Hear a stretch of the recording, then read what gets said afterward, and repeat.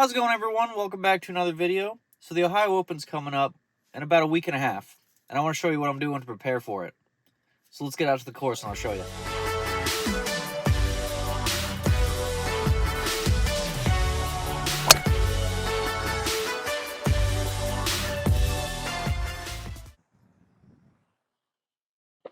So this year's Ohio Open is luckily at my home course, the course I work at, which is Westfield Country Club. Now with this, I know the course real well, and I know there's going to be a bunch of wedges out here. The course isn't super long, so everyone's going to be going really low. So there's two things I want to focus on and work on to kind of help improve or dial up before the round or before the tournament. And the first thing's wedges.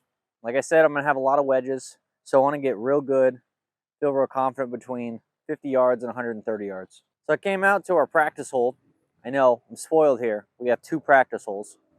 We're going to hit some wedges. Plan on hitting about 5 to 10 balls in each spot. We're going to move around from right now about 90 yards. We're going to move up to about 65 and then all the way back to about 130 and all in between.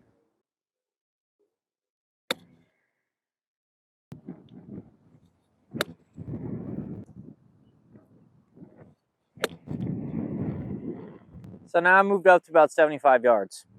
So the main goal in this whole wedge practice is there's always a couple fundamental things I'm always working on, but mainly we're looking at tempo. We want to have a consistent tempo through these. If we can keep a consistent tempo, then we can have better control over the distances and the flights.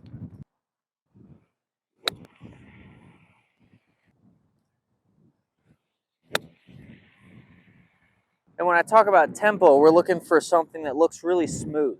I don't want to look like I'm trying to hit this real hard or I look like I'm trying very hard to hit it. We just want a nice, smooth, controlled back and forth. And again, it's going to give us way more control over the ball.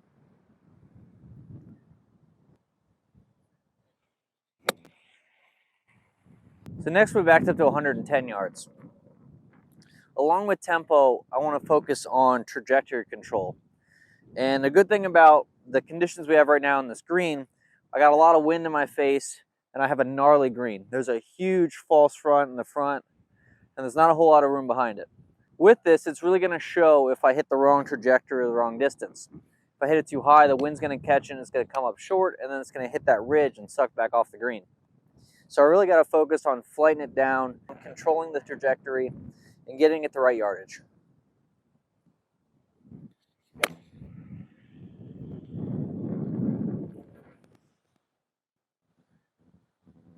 That one was nice. These conditions are also good for me to practice in because odds are it's going to be windy on one of the days I play anyways.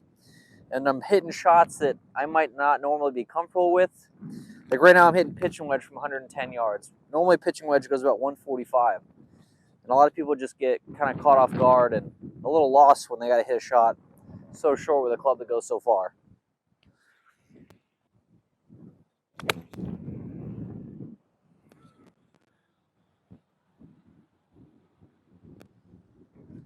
There's a good example of the wrong trajectory. Super high, wind catches it, ends up really short, almost runs off the green.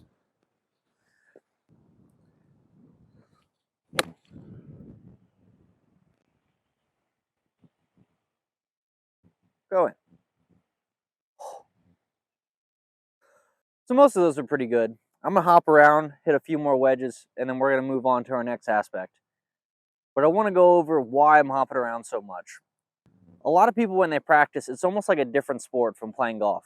They hit ball after ball after ball on the range, and when they get on the course, they struggle because they can't stick in that rhythm that they create while they're hitting balls on the range.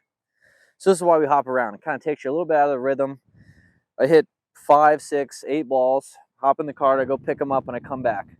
So I can't really stick to the rhythm, create it. I have to adapt and adjust, just like you do on the golf course.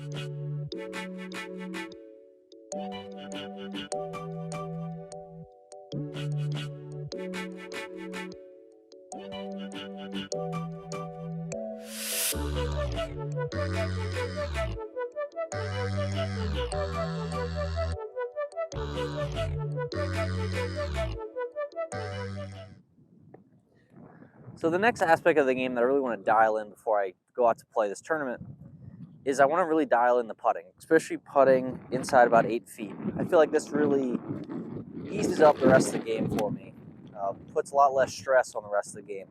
When I feel confident in making a lot of putts from 8 feet and in, I feel confident attacking pins, I feel confident attacking around the greens, or just trying a little more difficult shots, because I know that I can chip it within 8 feet, looking to chip it around 3 feet, and I know I can make the putt.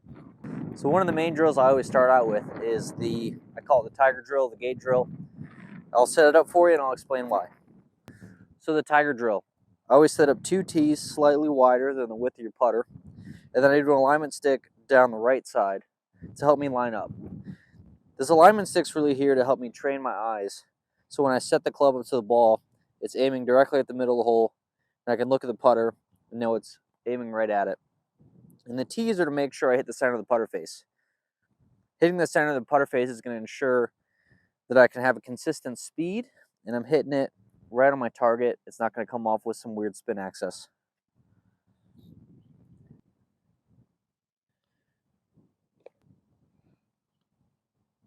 Cool. Generally, I try to make about 30 in a row before I move on. Obviously, I have to restart because I missed the second one. But I do this really focusing on tempo, making sure the stroke length is the same on the way back and the way through. And again, making sure I hit the center of the putter face. So next I move on to a circle drill, or a star drill, some people like to call it. And I always go off of PGA Tour percentages. So I got a 3-footer, a 5-footer, and an 8-footer. Tour average from 3 feet is about 90. I think it's almost 99%, might be 95 to 99. From 5 feet should be around 75%, and then from 8 feet it's about 50%. So that's our goal. We're going to go 3 times around on the 3-footer, 2 times around the circle on the 5-footer, and then 1 time around on the 8-footer. Goal is to hit all those percentages. If we don't hit the percentage on one, we can't move to the next.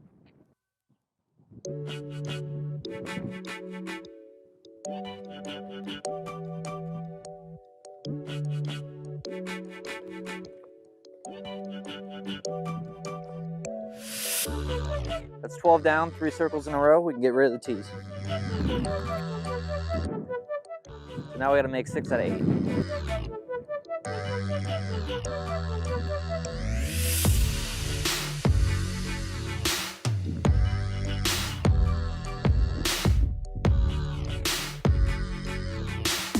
Oh. There's 7 for 8.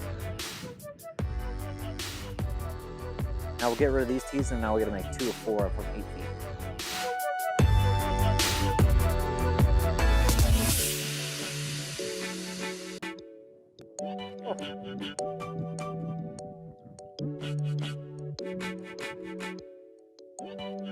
All right, pressure's on.